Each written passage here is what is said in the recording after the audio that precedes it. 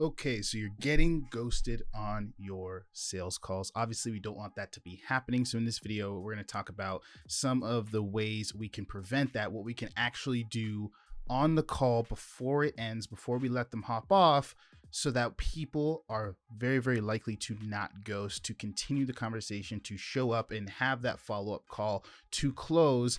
And lastly, what I'll do is give one of my favorite kind of last ditch effort messages that I send out so that people that have ghosted, because inevitably it does happen, but this message, what it does is a lot of them come out of the woodworks after reading this message. So I'll talk about that at the end.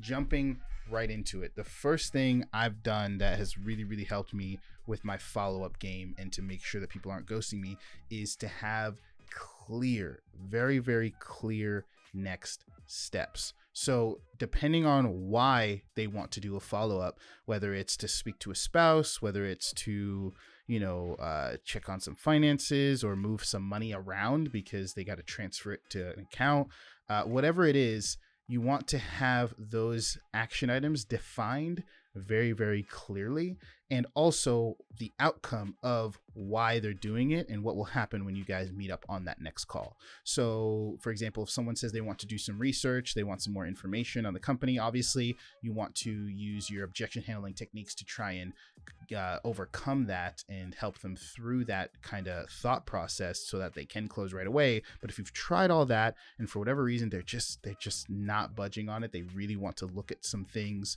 whether it's the contract, whether it's they want to see some case studies, testimonials. You want to clearly define what happens when they do that thing. So I would be asking them questions like, okay, once I send you this, what are you hoping to see from it? They'll let you know what they're hoping to see. And it's like, okay, so when you see what you're hoping to see and everything looks good, when we get on the next call, what do you hope to happen? What happens then? What do you want to do from there? And what you're hoping to hear from them is that, well, listen, we'll just move forward. We'll get started. Well, I'll put some money down, whatever that next step kind of language looks like. You want them to make it very, very clear that after they've done the thing that they're going away to do and you guys reconvene and you follow up and get back together, they are going to move forward. If their answer is, well, I don't know, or well, we'll see, you can kind of see that they're probably not serious about doing this. And chances are they're just trying to say, hey, I need to think about it, or I need to research, or I need to go talk to the spouse. It's probably just a tactic to get you off the phone because they don't want to move forward anyways. And they just, I guess, don't have the cojones to say so. So you want to make sure those next steps are clearly defined where it's like, okay, you're going to go do this thing. And once that thing is done and we reconvene, what happens then? What do you want to see happen? Okay, you want to see us move forward, provided that everything you see is good and nothing turns you off. Awesome. Let's do it. Let's book up that next meeting. And that brings me to the second thing. You want to stay to the rule of BAM FAM, right? And that means book a meeting from a meeting. Do not have your follow-ups jump off without setting that second date with the assumption that you guys are going to text back and forth and book a date, or you're going to call them tomorrow and see when they're free.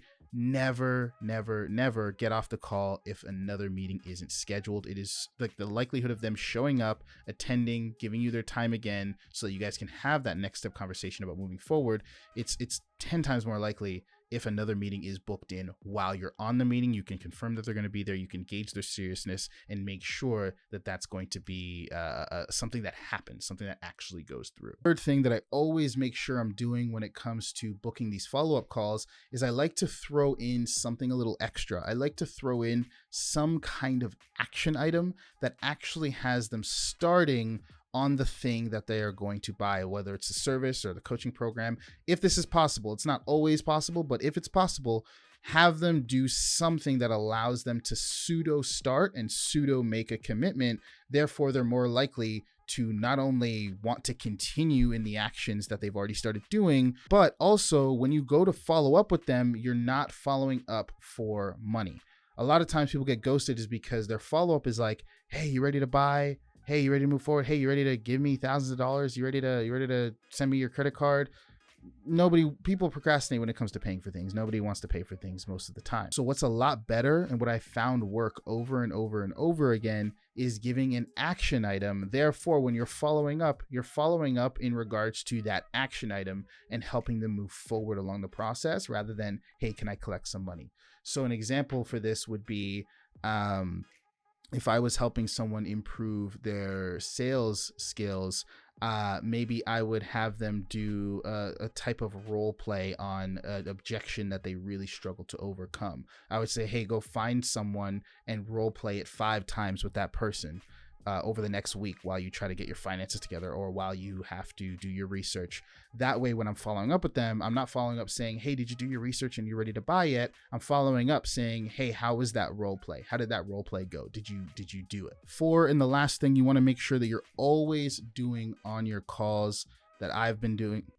4, and the last thing that I always try to make sure I do on my calls is challenge them on the idea of making a change. No matter what, whether it's, right at the end before they get off or somewhere in the call, regardless of whether they're going to move forward with me or not, they need to commit to making a change, because whether they buy my thing or not, they still have a problem.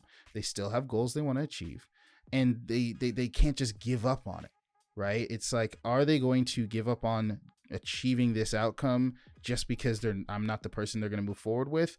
Probably not, or at least they shouldn't. So I want to hear them commit to that, right? So I'll probably say something like, hey, regardless of whether we work together and, we end up doing this thing, are you committed to making some kind of change so that you can finally get to XYZ outcome?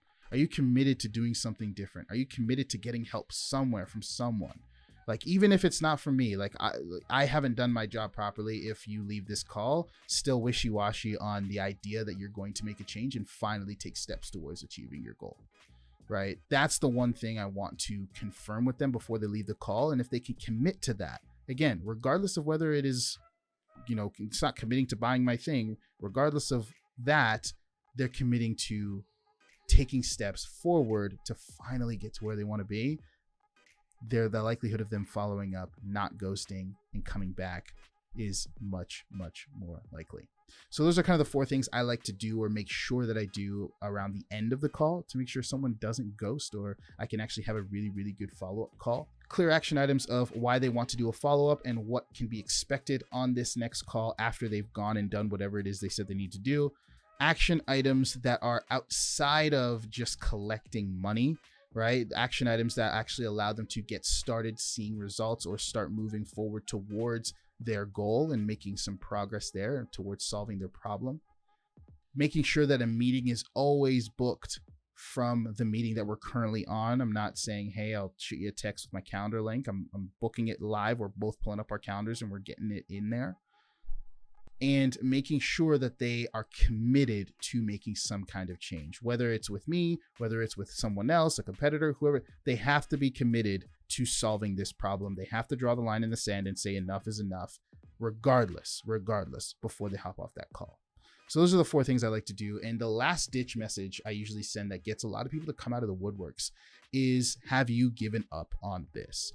Lots of people don't like giving up. No one likes giving up. No one likes giving up on their goal, on their big dream, because you haven't failed until you've given up. So instead of me saying a message like, hey, are you not going to move forward with me anymore? Hey, are you still interested? Do you still want to buy? I'm going to make it all about the outcome. This is going to be very, very outcome focused. So I'm going to take whatever the outcome is, whether it's growing their business to 100K a month, whether it's, improving their close rate to 40% and making 20K a month in commissions as a closer. I'm going to ask them if that is what they've given up on, because in order to get that, they need to go through my program or someone's program like mine. They need to walk across the bridge that I'm holding up for them to get to that outcome. So by not walking across the bridge, by not partnering up with me or someone like me, they are essentially giving up on that dream. So I'm going to ask them, hey, I'm going to reach out, whether it's sending them a voicemail or sending them a text or sending them an email. I'm going to say, hey, name, just wanted to ask real quick, have you given up on outcome? Have you given up on raising your close rate to 40% so that you can finally see 20K plus months in commissions on your offer? That usually gets them out the woodwork really, really quickly. They say, no, I haven't given up. It's just X. And then they give you the delay reasoning or whatever the reason was that they were ghosting you for in the first place, this is when they usually come out of the woodworks and give you that answer. So that's kind of what I do to avoid getting ghosted, to get people out of the woodworks. Try it out. I'm sure it'll help. If you like the video and if you got value from it, leave a like, subscribe, and I'll see you guys in the next one. If you want to get into high ticket sales and you want to learn what this industry is about, how to find the best companies to partner with and actually get them to hire you, how to develop the sales skills needed to be successful, work completely remotely while making a full-time 6-figure plus income for yourself, I developed Closer College to help you with just that. For you right now, if you click the link below, you're actually going to see a completely free trial to join the community. All you have to do is say maybe, check it out, and you're going to have access to all the training, all the support needed for you to get into high ticket sales and start working completely remote. Click below or simply just go to closercollege.com and check it out.